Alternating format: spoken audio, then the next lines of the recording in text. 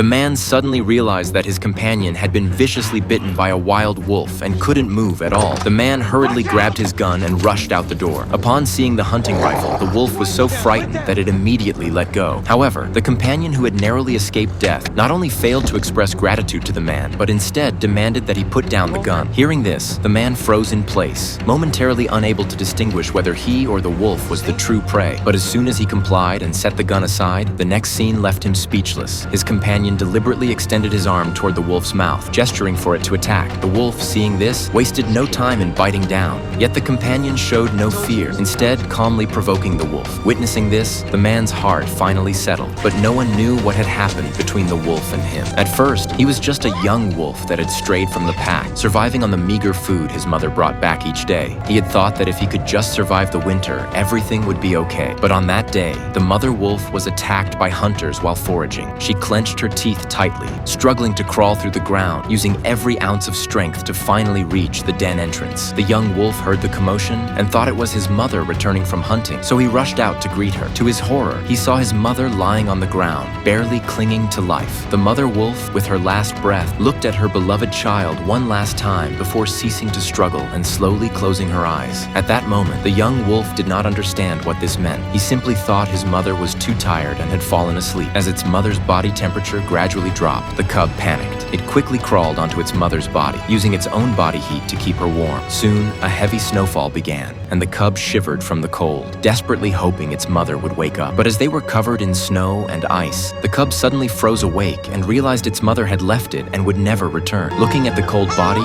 the little wolf realized he had become an orphan. He could only express his sorrow through mournful cries. Without his mother's care, he didn't know how to survive in this world. Soon, 3 days had passed. The starving little wolf knew that if he continued like this, he would eventually starve to death. He had to bravely go out to find food, but without his mother, the little wolf had no idea how to survive.